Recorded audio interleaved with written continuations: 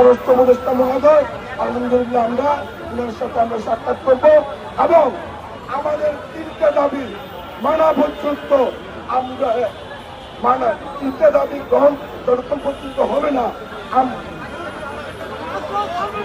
তিনটে দাবি মেনে নেওয়া পর্যন্ত আমরা মাঠ ছাড়ব না।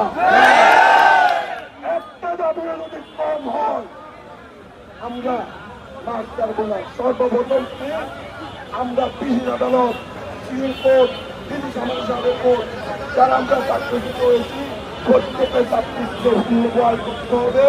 2 নম্বর আমাদের নিরপরাধ জেলবন্দিকে মুক্তি দিতে হবে এবং 3 নম্বরে কুইয়ের উপজেলা ব্যতীত সবকিছু বাদ দিয়ে স্বাধীন তদন্ত কমিশনকে স্বাধীনভাবে কাজ করার সুযোগ দিতে হবে। এই তিনটা দাবি আমাদের প্রাণের দাবি। আমি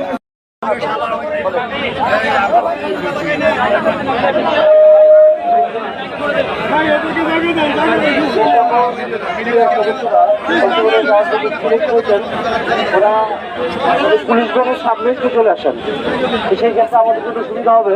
আমি নামগুলো একটু সিরিয়ালি বলছি। ফখরুদ্দিন সাহেব, সুবেদার ফখরুদ্দিন,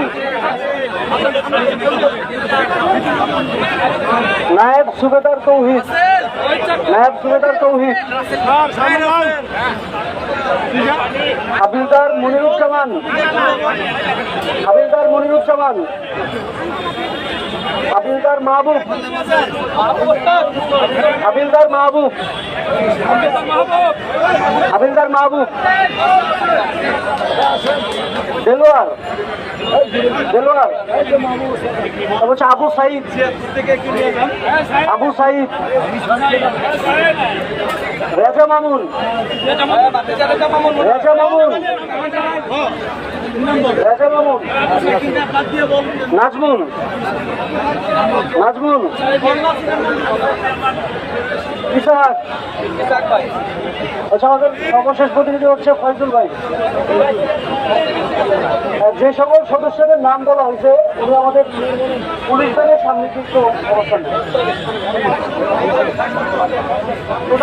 কয়েকজন প্রতিনিধি যাচ্ছেন স্বরাষ্ট্র উপদেষ্টা মহোদয়ের সাথে সাক্ষাতের জন্য, তাদের নাম শোনানো হলো।